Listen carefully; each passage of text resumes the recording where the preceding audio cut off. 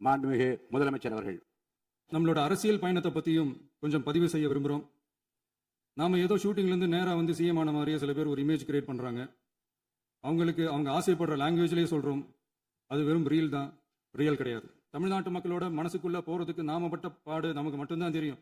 இதெல்லாம் புரிஞ்சாலும் புரியாத மாதிரி இருக்கிறவங்க தான் நம்மள நடிகன் என்று சொல்லியும் நம்ம கட்சியை நடிகன் கட்சின்னு சொல்லியும் சில நக்கல் நையாண்டி இதெல்லாம் பேசுவாங்க. அதை பத்தி நமக்கு கவலை இல்லைன்னு. இப்படி நம்மளோட உறவுகள் 41 பேர் கரூர் சம்பவத்தில் இழந்த வேதனை எல்லாம் எப்படி சொல்றதுனே தெரியல. நம்ம மனசை விட்டு என்னைக்கும் அந்த வலியும் வேதனையும் நீங்கவே நீங்காது. அதுலயும் நம்ம மேலேயே பழி போட்ட கொடுமையெல்லாம் இருக்கும் பாருங்க, அதெல்லாம் வேற லெவலுங்க. என்னத்துக்கு அப்படியெல்லாம் செஞ்சாங்கன்னு தெரியல. அரசியல்னா இப்படியெல்லாம் கொடூரமா இருக்கணுமா என்ன? சரி விடுங்க. அரசியலுக்கு வந்து 2 வருஷம் தான் ஆகுது. உங்களுக்கு என்ன தெரியும், உங்களால என்ன முடியும்னு கேலியா கேட்டவங்களுக்கு தினத்தந்தியோட பதிலை இப்போதைக்கு போதும்னு நினைக்கிறேன். என்னென்னமோ செய்வான்னு சொல்றானே இந்த விஜய், பல வருஷமா இருக்கிற ஒரு பதவி வெறி பிடிச்ச அரசியலை உடைச்சி எப்படி செய்வான்னு நம்ம மக்களை யோசிச்சிருவாங்க. இதோ இப்போ நம்ம மக்களுக்கு புரிஞ்சிருக்கும். இப்பவும் சொல்றோம், இது வெறும் ஆரம்பம் தாங்க. இந்த மாபெரும் சபையிலிருந்து கேட்கிற மக்களே, நமக்கு கொஞ்சம் அவகாசம் கொடுங்க. இதுக்கு முன்னாடி, அதாவது 2017 கடைசியில இருந்து 2026 ஏப்ரல் வரைக்கும் இருந்த புண்ணியவான்கள் ஆட்சியில ஒவ்வொரு டிபார்ட்மெண்ட்லயும் போட்ட ஏராளமான ஓட்டைகளை அடைச்சிக்கிட்டே படிப்படியா மக்களுக்கு நல்லதையும் செஞ்சுக்கிட்டே வருவோம். அதனாலதான் நமக்கு எதிரா யார் யாரோ சேரவே மாட்டாங்கன்னு நினைச்சவங்க எல்லாம் ஒன்னா சேர்றாங்க. நம்ம ஆட்சிக்கு டேட்டு குறிக்கிறாங்க. அதே மாதிரி தாங்க அவங்க ஆட்சியாலையும் அவங்களாலையும் இன்னைக்கு தமிழ்நாட்டுக்கே தொல்லையோ தொல்லை. இப்படி ஒரு நிலைமையை உண்டாக்கி வச்சுட்டு இவங்க சொல்றாங்க நமக்கு ஆட்சி செய்ய தெரியாதுன்னு, நம்ம அமைச்சர்களுக்கும் நம்ம சட்டமன்ற உறுப்பினர்களுக்கும் ஒன்னும் தெரியாதுன்னு. ஆமாங்க, எங்களுக்கு தெரியாதுதான். எங்க சட்டமன்ற உறுப்பினர்களுக்கும் அமைச்சர்களுக்கும் மக்கள் பணி செய்ய தெரிஞ்ச அளவுக்கு மக்கள் பணத்தை சுருட்ட தெரியாதுதான்.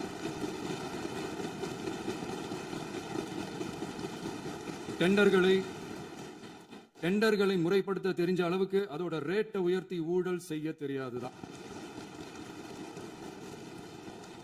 பதவி உயர்வு வழங்கவும் பணி இடமாற்றம் கலந்தாய்வு நடத்தவும் தெரியுமே தவிர பதவி உயர்வுக்கும் பணியிட மாற்றத்திற்கும் பணம் பறிக்க தெரியாதுதான். புதிய பணியிடங்கள் உருவாக்க தெரியுமே தவிர அந்த பணியிடங்களை பணத்துக்கு விற்க தெரியாதுதான்.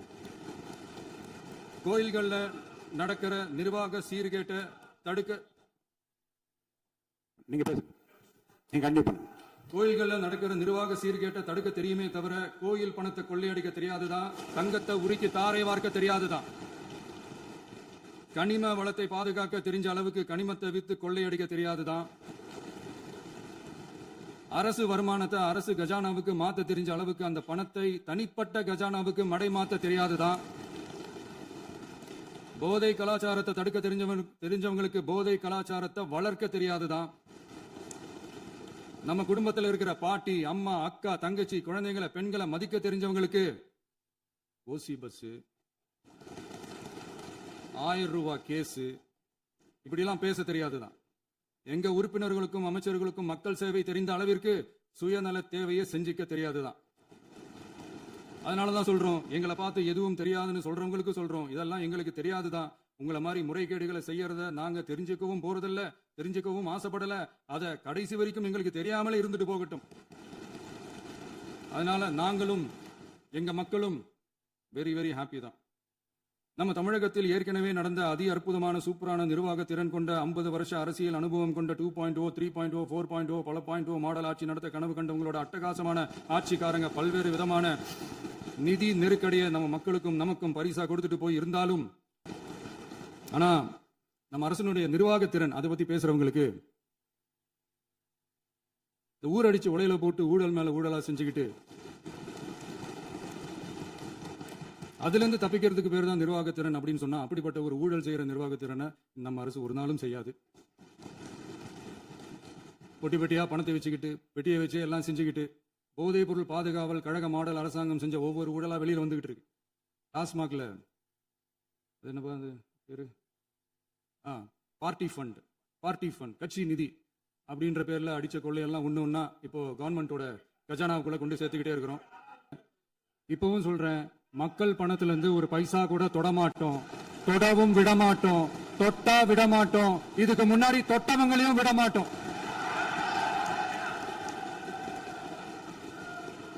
ஒவ்வொரு ஊழலா வெளியில வரும் போலயே ஒவ்வொரு வேஷமா கலைஞ்சிரும் போல இங்க இருக்கிற நிறைய பேரு நடுங்கி போய் இதுல நம்ம மேல அவதூறு வேற. இப்ப புதுசா ஒரு வெப்பன் ஒண்ணு கொண்டு வந்திருக்காங்க. அது என்ன தெரியுமா? அவங்க தயவால தான் நம்ம ஆட்சி நடக்குதான். மக்கள் தயவால இந்த ஆட்சி நடந்துகிட்டு இருக்கு. மனசாட்சி உள்ள சக்திகளோட ஆதரவால இந்த ஆட்சி நடந்துகிட்டு இருக்கு. நாங்க தான் அனுப்பி வச்சோம் அப்படின்றாங்களே. அனுப்பி வச்சவங்களுக்கு மினிஸ்ட்ரியில இடம் கொடுத்தா ஏன் கதறீங்க? ஏன் இவ்வளவு கோவம்? ஏன் இவ்வளவு கதறல்? இதுல இன்னொரு முக்கியமான விஷயம், மார்க்சிஸ்ட் கம்யூனிஸ்ட் கட்சி நமக்கு ஆதரவு கொடுத்தது சுயேட்சையா எடுத்த முடிவுன்னு சொல்றாங்க. அதே மாதிரி இந்திய கம்யூனிஸ்ட் கட்சி நமக்கு ஆதரவு கொடுத்தது சுயேட்சையா எடுத்த முடிவுன்னு சொல்றாங்க. இதுல எங்க இருந்து நாங்க தான் அனுப்பி வச்சோம்னா புரியலையே. மக்களுக்கு நல்லா புரியும். எல்லாத்தையும் தெளிவா பார்த்துக்கிட்டு இருக்காங்க. நம்மளை பத்தி அவதூறு பரப்புறதோட மட்டும் இல்லாம இப்ப நம்ம மக்கள் மேலேயும் அவதூறு பரப்ப ஆரம்பிச்சிட்டாங்க. மக்கள் நமக்கு ஓட்டு போட்டது தப்பா, குடும்பமா நமக்கு ஆதரிச்சது தப்பா. இது இப்ப இல்ல, நான் சொல்றது எம்ஜிஆர் அவர்கள் காலத்திலிருந்தே. அப்பவே அவர் ஜெயிச்சப்போ அதே மக்களை தப்பா பேசுறது. மக்கள் என்ன பண்ணிட்டாங்க, எம்ஜிஆர் என்ன பண்ணிட்டாரு, எம்ஜிஆர் என்ன இது பண்ணிட்டாரு. 50 வருஷமா ஒரே டெக்னிக்கா. டெக்னாலஜி எல்லாம் மாறி வேற எங்கேயோ போயிட்டு இருக்கு. பஸ் இதுல கொஞ்சம் டெக்னிக்காச்சும் கொஞ்சம் மாத்தினா கொஞ்சம் நல்லா இருக்கும். அதனால மக்களுக்கு யூஸ்ஃபுல்லா இருக்கிற மாதிரி இந்த ஆக்கப்பூர்வமான கருத்துக்களோ ஆக்கப்பூர்வமான யோசனைகளோ இருந்தா சொல்லுங்க.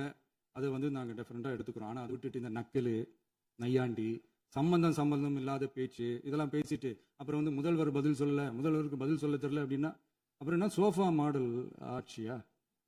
அது என்னன்னு புரியறதுக்கு எனக்கு ரொம்ப நாள் ஆச்சு. இந்த sofa set, table chair, teapoy, furniture பிசினஸ்லாம் வேற எங்க வெளியில போய் பண்ண சொல்லுங்க. அப்படி அந்த பிசினஸ் தான் பண்ணணும்னா நிறைய பிசினஸ் பண்ற மாதிரி வெளியில போய் பண்ண சொல்லுங்க. எங்க சட்டசபைக்குள்ள வேணாம். அதனால ஆக்கப்பூர்வமான கருத்துக்கள் இருந்தா சொல்லுங்க. டெஃபினட்டா அது சரியா இருந்தா நாங்க ஏத்துக்கிறோம். எனக்கு ஒரு குட்டி கதை ஒண்ணு ஞாபகம் வருது, சொல்லாமா? ஒரு ஊர்ல ஒரு பெரியவர் வெயில் ரொம்ப ஜாஸ்தியா இருக்குன்னு சொல்லிட்டு கண்ணுக்கு மேல கை வச்சுக்கிட்டு இப்படி சுத்தி முத்தி தேடிக்கிட்டு இருந்தாராம்.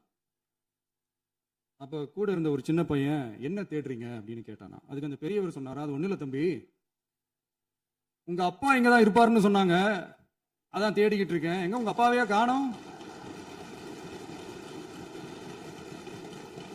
இல்லங்க, எங்களுக்கும் நக்கலா நையாண்டியா சம்பந்தம் இல்லாத குட்டி கதை இதெல்லாம் எங்களுக்கும் பேச தெரியும்.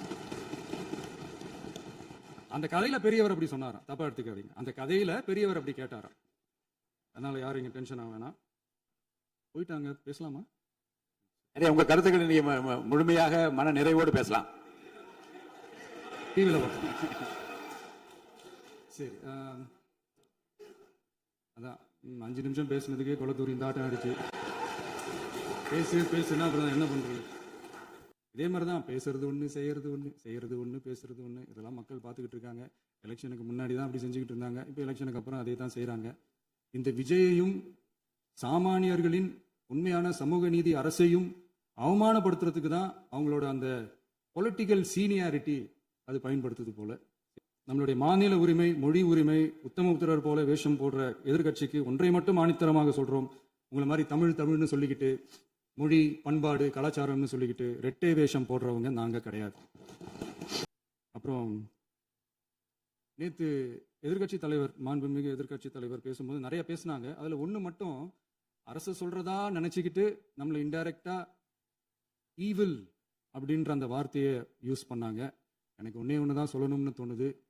ஈவில்ஸ்னு டெவில்ஸ் பேசக்கூடாது.